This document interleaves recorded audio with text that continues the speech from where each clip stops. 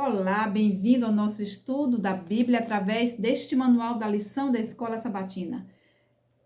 Chegamos no último trimestre, o quarto trimestre, que corresponde aos meses de outubro, novembro e dezembro. E o tema deste trimestre está maravilhoso, está divino, porque a salvação é um processo que nasceu no coração de Deus.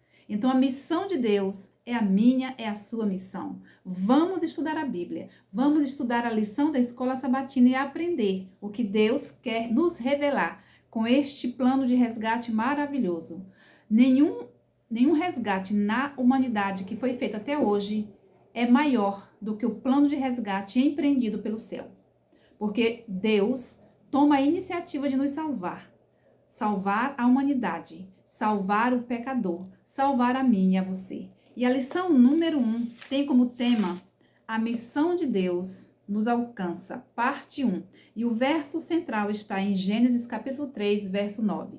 E o Senhor Deus chamou o homem e lhe perguntou: onde você está? Este é o verso central da lição. Te convido a se inscrever no canal, a dar o seu like, a compartilhar, a comentar. Vamos espalhar este evangelho tão maravilhoso. Vamos propagar que a missão de Deus, ela também é nossa, de que Deus veio buscar e salvar o que havia perdido. Quem foi que se perdeu? O ser humano se desgarrou do Senhor Deus. E por mais que processos de resgate tenham acontecido na humanidade, nenhum deles se compara ao plano de resgate maior de um Deus que toma a iniciativa de descer a este mundo de pecado para nos resgatar do pecado e nos salvar para nos dar a vida eterna. Então a lição, ela vem falando sobre este tema esta semana, porque o Deus da Bíblia é um Deus missionário, amém? O Deus da Bíblia é um Deus missionário. Primeira missão de Deus foi nos criar. Ele nos criou para se relacionar conosco, para nos ter perto dele. Mas aí o homem, Adão e Eva, eles transgrediram a lei de Deus, eles desobedeceram a Deus, eles pecaram. E aí a missão de Deus continuou. A missão agora de resgate deste homem, desta mulher, este resgate nosso para ele novamente. Então, pelo fato de que a missão é um atributo de Deus, isto é, ela está alicerçada em sua natureza e caráter, ele, Deus, se recusa a desistir de mim e de você. Já imaginou? Deus se recusa a desistir de nós. Deus nos quer junto a ele, porque Deus quer se relacionar conosco. A Bíblia como um todo trata da busca incessante de um Deus pela humanidade. De Gênesis até Apocalipse. Gênesis 3:9 diz: Adão, Eva, eu, você, onde você está? Onde nós estamos? E a Bíblia, ao longo da sua história, da sua trajetória, até chegar no Apocalipse, também possui a mesma mensagem unificada. Deus está determinado a reverter as consequências da queda, as consequências da desobediência. Devemos estar motivados na obra de proclamar este evangelho eterno às pessoas em todo o mundo. Por isso, é necessário, para que nós proclamemos esta mensagem de salvação, este evangelho para todas as pessoas, é preciso que nós nos relacionemos com este Deus da missão, que nós conheçamos a este Deus da missão. E este Deus da missão, ele vai promover os meios para que eu e você alcance outros corações, para que esses corações se unam novamente com Deus, se relacionem com Deus e formemos um grupo missionário para cumprirmos a missão divina. A lição de domingo fala sobre o Deus que nos alcança. Deus nos criou à sua imagem e semelhança. E ao nos criar, Deus nos deu a liberdade de escolha. E esta liberdade levou Adão e Eva à desobediência. Porque eram livres, eles escolheram a obediência ou não. E esta desobediência de Adão e Eva mudou o plano, o propósito original de Deus. Mudou o plano de Deus. E que a princípio, né, foi criado. E Gênesis 3, de 9 a 15, Quais foram as primeiras palavras de Deus a Adão depois que ele e Eva caíram e por que essa declaração é tão significativa teologicamente até os dias atuais? A pergunta que Deus fez a Adão foi: onde está você? Onde está você? Deus tomou a iniciativa de salvar o homem. Ele foi em busca do ser humano. Deus sabia onde Adão estava, mais a Eva. Deus sabia o que eles tinham feito. Mas mesmo assim, Deus, ao buscá-los, Deus não chegou reprimindo, repreendendo. Não, Deus fez uma pergunta: onde está você? E é interessante que a gente pode pegar esta pergunta e perceber que essa pergunta, onde está você, ela revela muita coisa. Essa pergunta revela que, apesar da escolha errada, Deus não abandonou a Eva e nem Adão. Deus continua amando e buscando seus filhos errantes. Onde está você? Essa pergunta está mais ligada a uma condição do que a um local. Deus sabia onde eles estavam. Deus, na sua onisciência, na sua onipotência, ele sabia onde eles estavam, o que tinham feito e a condição que eles se encontravam. Onde estamos hoje em termos relacionais com Deus? Qual é a nossa condição? Ele perguntou: onde está você? Para Adão e Eva. E para nós também Deus nos pergunta: onde nós estamos? Qual é a nossa condição hoje como filhos de Deus? Temos tido um encontro diário com o Senhor ou temos mantido distância dele? Onde está você? É o clamor de um Deus missionário que quer o nosso resgate, o nosso retorno para ele, diante do abismo que o pecado criou. Nós podemos aplicar este assunto da lição de domingo da seguinte forma: ao nosso redor há pessoas nessas condições que não sabem onde estão. Dominados pelo medo, elas precisam ser encontradas. E é a minha missão, é a sua missão, ir em busca destas pessoas. Onde elas estão? Deus nos comissiona a irmos até elas. Apesar da situação aparentemente sem esperança, Deus revelou em essência duas questões na pergunta a Adão. Deus revelou a nossa condição decaída e a sua natureza missionária. Estamos perdidos e necessitamos de salvação. Ao perguntar onde está, Deus demonstrou ali a condição do ser humano sem Deus, perdidos. E Deus também revelou ali a sua natureza missionária. É como se Deus estivesse falando assim: Adão, onde você está? Eu estou aqui, Adão, para salvar você. Adão, onde você está? Qual é a tua condição? Perdido? Sim, Adão, eu sei que você está perdido, mas eu estou aqui para te resgatar. Onde você está nesse momento ao ouvir esta mensagem? Deus está te buscando porque Deus quer salvar também a você. A lição de segunda-feira fala assim: o Deus que anseia estar conosco. Como é bom os pais, os filhos estarem juntos. Os pais amam estar na presença junto com seus filhos. E os filhos também amam estar na companhia dos pais. Embora a gente perceba uma mudança na sociedade, mas o certo é que a maioria dos filhos gostam de estar perto dos pais e vice-versa. Gênesis 17, capítulo 26 e capítulo 28 tem textos interessantes que falam sobre esse anseio de Deus estar conosco. Qual foi o foco principal da promessa de Deus a Abraão e seus descendentes nesses versos? A promessa de que Deus estaria com eles até o fim. Para Abraão, Deus disse que estaria com ele. Para José, Deus também prometeu estar com ele. Para Moisés também.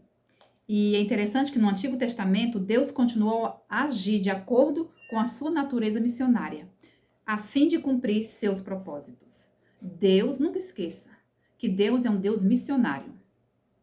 E ele vem trabalhando de forma a nos resgatar, a nos levar de volta para ele. E aqui, ao citar o exemplo de Abraão, fala que as promessas de Deus a Abraão e a seus descendentes foram múltiplas, mas uma dessas promessas se sobressai. Várias vezes Deus declarou a Abraão: eu serei o seu Deus, estarei com você. É tão bom ter a certeza de que Deus está conosco, não é? O outro exemplo que a lição traz aqui na parte de segunda é que José acabou no Egito, mas como um instrumento de salvação para o povo de Deus. Nós sabemos a história de José. Ele foi levado, vendido como escravo, mas no fim Deus o levantou como um governante, a fim de cumprir os planos de Deus de salvar o povo de Israel da fome. A Bíblia afirma que o Senhor Deus estava com José. Gênesis 39, 2. Sobre Moisés, a Bíblia fala que Deus enviou Moisés a Faraó para libertar seu povo da escravidão egípcia. Durante o comissionamento de Moisés, Deus lhe disse: eu estarei com você. Vez após vez, Deus confirmou o profundo desejo de estar conosco. E quando ali os israelitas estavam no deserto em direção a Canaã, em Êxodo 29, 43, 45, qual foi um dos principais propósitos do santuário do Antigo Testamento? Êxodo 25, 8 nos diz: Deus fala, e me farão um santuário para que eu possa habitar no meio deles. Deus anseia estar conosco. Deus deseja estar conosco, habitar conosco, porque Ele sabe do que nós precisamos. Ele sabe que nós carecemos da sua ajuda, deste ânimo para prosseguir. E é tão bom nós não nos sentirmos sozinhos, não é isso? E assim como a presença de Deus acompanhou a contínua peregrinação de Israel no deserto, vocês lembram que durante o dia havia uma coluna de nuvem e à noite uma coluna de fogo para que o povo prosseguisse na jornada na certeza de que não caminhavam sozinhos? Assim como Deus esteve com aquele povo na peregrinação de Israel no deserto, essa mesma presença nos acompanha hoje. Nós não estamos sozinhos. Deus está conosco. É uma promessa que está no livro de Mateus 28, 20. E eis que eu estou convosco todos os dias até a consumação do século. Esta promessa tem o sentido de o tempo todo Deus está conosco. Amém? A lição de terça-feira, o Deus que se tornou um conosco. Nós já aprendemos que Deus nos alcança, que Deus anseia estar conosco e que o Deus se tornou um conosco. No Antigo Testamento, mostra como o Criador começou a implementar um plano por meio de Israel. Então, Deus escolheu o povo de Israel, aquele pequeno povo, para ser seu povo, para que assim, obedecendo os seus mandamentos, esse povo representasse o caráter de Deus para as outras nações, de modo que as outras nações, os outros povos fossem atraídos para Deus. Mas Israel falhou, desobedeceu. E aqui vem falando que no Novo Testamento o desejo de Deus de estar com a humanidade assume uma nova dimensão. Que dimensão é essa? Cristo habitando na terra. Cristo encarnando e vivendo entre os homens. Na verdade, é o cumprimento da promessa de Gênesis 3,15, que Deus fala, porém, inimizade entre ti e a mulher, e a tua descendência e o seu descendente, este te ferirá a cabeça e tu lhe ferirás o calcanhar. Aqui, tornou-se a realidade por meio da encarnação de Cristo. E a narrativa de Mateus, capítulo 1, de 18 a 23, que vai falar sobre o nascimento de Jesus Cristo, que coisas essenciais esse relato nos diz sobre Deus. Este relato nos mostra o modo concreto do desejo de Deus contínuo de estar conosco, em natureza e em missão. Jesus plenamente humano e Jesus totalmente divino. Este é um mistério. Como nós compreendemos que um ser divino, o Criador, ele encarnou, ele se fez plenamente humano, mas ao mesmo tempo era totalmente divino. É um mistério. Este mistério não pode nos tirar a concentração, não pode nos gerar dúvida, mas guarde este mistério, sabe para quê? Para estudar na eternidade. Na eternidade, quando Jesus voltar, nós teremos tempo suficiente para estudarmos estes mistérios, este mistério e outros que a nossa mente finita não consegue compreender. Este Jesus, que é Deus, existente desde a eternidade, como ele pôde dar uma pausa no tempo na nossa mente e vir morar neste planeta, se fazer homem, mas ao mesmo tempo sendo Deus, é mistério. É um lindo mistério, porque esse lindo mistério veio nos salvar e nós vamos estudar esse mistério na eternidade.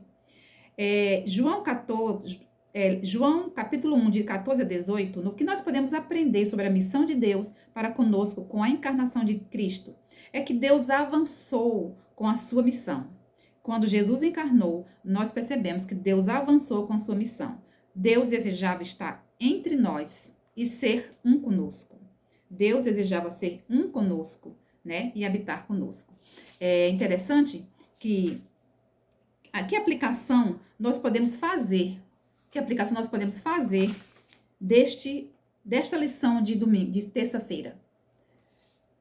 É que nenhum de nós, alcançados por Jesus, salvos por Jesus, somos denominados fiéis mordomos. E que nós, nenhum de nós, como fiéis mordomos de Cristo, devemos ficar ociosos num tempo como este.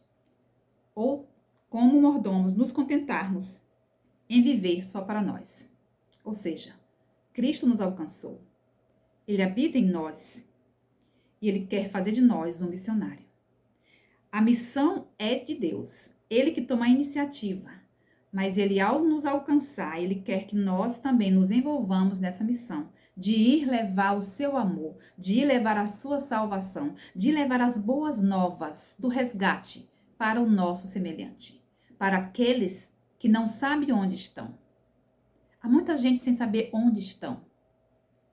E que nós devemos, no poder do Espírito Santo, alcançados por esta graça deste Deus que se fez homem e habitou conosco, que nos salvou, nós devemos levar esta mesma mensagem de salvação, do Evangelho eterno, a outras pessoas. A lição de quarta-feira, o Deus que continua a estar conosco. Ele se tornou um conosco e Ele continua a estar conosco. A vida e o mistério de Jesus foram a revelação máxima de Deus.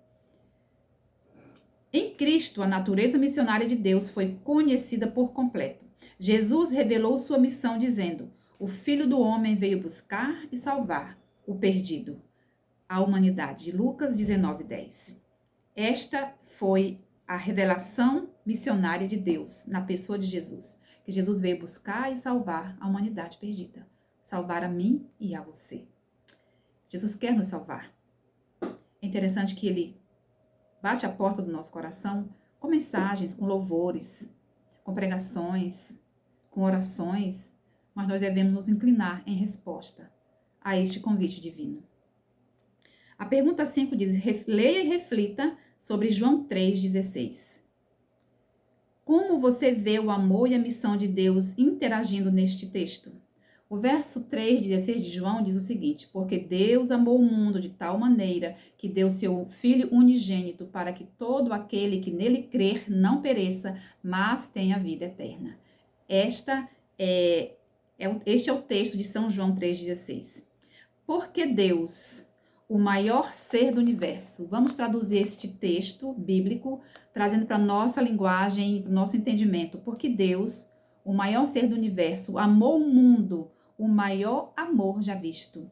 De tal maneira, a maior forma de amar, que deu seu Filho unigênito, a maior doação, para que todo, a maior quantidade, aquele que nele crê, a maior facilidade para receber esta dádiva, não pereça, mas tenha vida eterna, o melhor presente que alguém possa receber é a salvação em Cristo Jesus. Temos aqui um comentário que diz o seguinte: a morte de Cristo prova o grande amor de Deus pelo ser humano e é a garantia de nossa salvação. Sem a cruz, a nossa humanidade não teria união com o Pai. Da cruz depende toda a nossa esperança.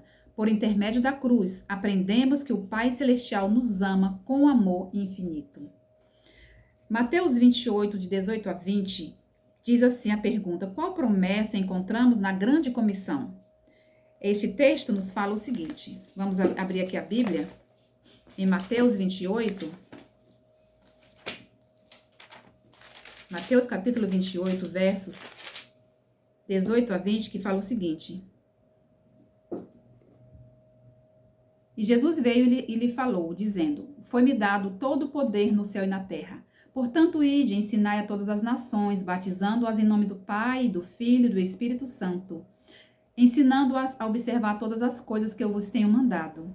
E eis que eu estou convosco sempre, até o fim do mundo. Amém? Que promessa encontramos na grande comissão? Ela nos traz segurança ao nos envolvermos na missão de Deus? Jesus nos comissionou a fazer novos discípulos ao nosso redor. Nessa missão, ele nos acompanha. Ele nos dá um trabalho, uma missão, e ele também nos assegura que estará conosco. Enquanto Cristo ministra no santuário, em cima lá no céu, ele continua conosco por meio do seu Santo Espírito. Ele nos deu uma missão, e esta missão deve ser proclamada. E nesta missão nós não trabalhamos sozinhos. Nós temos conosco a pessoa do Espírito Santo. Nós temos conosco a companhia dos anjos, dos milhões e milhões de anjos, dos anjos que são comissionados para ajudar a todos aqueles que serão salvos. A lição de quinta-feira fala: Deus voltará para nos buscar. Então, este Deus que continua conosco, esse Deus que se tornou um conosco, que continua conosco, ele voltará para nos buscar. São João 14, de 1 a 3, diz: Não se turbe o vosso coração, credes em Deus, crede também em mim. Na casa do meu pai há muitas moradas. Se assim não fosse, eu não teria dito a vocês: Vou preparar-vos lugar. E quando eu for preparar lugar, eu voltarei e receberei vocês para estarem comigo, para que onde eu estiver, também vocês estejam. Não é lindo? De que maneira essa passagem está conectada com a mensagem do tempo do fim encontrada nas Escrituras? Assim como o pai, já coloquei aqui essa expressão, assim como o pai, a mãe, ama estar com os filhos, Deus anseia a nossa presença, estar conosco eternamente. Ele já providenciou tudo para esse encontro eterno. Amém? Nossa casa já está pronta. Imagine você recebendo a chave da sua casa. Deus entregando a chave da sua casa, a chave da minha casa, da minha mansão. Deus já preparou e ele anseia estar conosco. E aqui Apocalipse 21, 3 diz o seguinte: Então ouvi uma voz forte que vinha do trono e dizia: Eis o tabernáculo de Deus com os seres humanos. Deus habitará com eles. Eles serão o povo de Deus, e Deus mesmo estará com eles, e será o Deus deles. Deus habitará conosco, aleluia. Deus será o nosso Deus, e nós seremos o seu povo para todo sempre. Tem um desafio para nós nesta semana. O desafio é de nós orarmos a cada dia para que Deus nos motive a fazer parte da missão. Peça a Deus para que você seja motivado. Senhor, eu não sei como eu posso fazer. Senhor, eu não sei ser missionário. Ore a Deus. Ele vai te mostrar o que fazer, como fazer.